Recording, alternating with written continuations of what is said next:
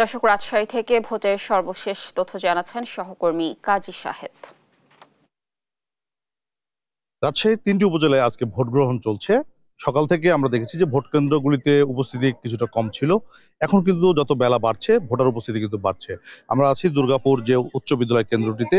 এখানে কিন্তু অনেক নারী ভোটারের উপস্থিতি আমরা দেখতে পাচ্ছি এবং ভোট কেন্দ্রের বাইরেও প্রচুর মানুষজন আছেন। বিভিন্ন প্রার্থীর যারা কর্মী সমর্থক তারা ভোটারদেরকে উদ্বুদ্ধ করছেন ভোট কেন্দ্রে আসার জন্য এবং যে ভোটার নম্বরটি সেটা দিয়ে তারা সহযোগিতা করছেন।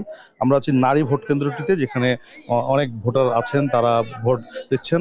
নারী ভোটাররা যে পরিমাণ এই কেন্দ্রটিতে আছেন, আহ, সেই পরিমাণ পুরুষ ভোটার কিন্তু এখানে নেই।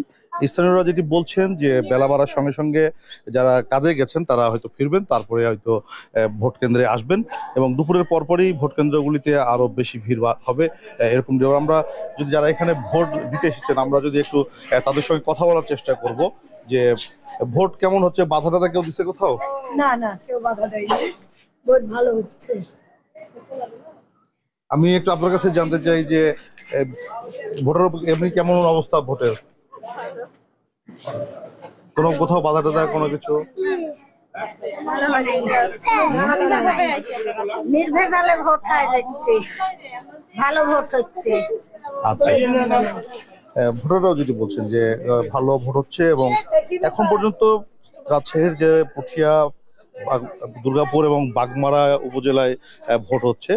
তার মধ্যে শুধুমাত্র দুর্গাপুর উপজেলা যেটি, সেখানে দুজন প্রার্থীর মধ্যে সমর্থকদের মধ্যে সংঘর্ষের একটি খবর পাওয়া গেছে। এতে 4 জন আহত হয়েছেন এমনটি খবর আমাদের কাছে আছে। তবে এছাড়া বাগমারা এবং পুঠিয়ার কোনো কেন্দ্রে এখন পর্যন্ত কোনো অপ্রীতিকর ঘটনার খবর পাওয়া যায়নি। শান্তিপূর্ণভাবে ভোট গ্রহণ চলছে এবং আইন শৃঙ্খলা বাহিনীর সদস্য যারা আছেন তারা দায়িত্ব পালন করছেন, ভোটাররা যাতে নির্বিঘ্নে ভোট কেন্দ্রে আসতে পারে। বিকেল 4টা পর্যন্ত রাজশাহীর এই 3টি উপজেলায় ভোট গ্রহণ হবে। নতুন উপজেলা চেয়ারম্যান নির্বাচিত করবেন এখানকার ভোটাররা। তো এই ছিল রাজশাহী থেকে আমার কাছে সর্বশেষ। ফিরছি স্টুডিওতে। ধন্যবাদ শাহেদ আমাদের সাথে যুক্ত থাকার জন্য।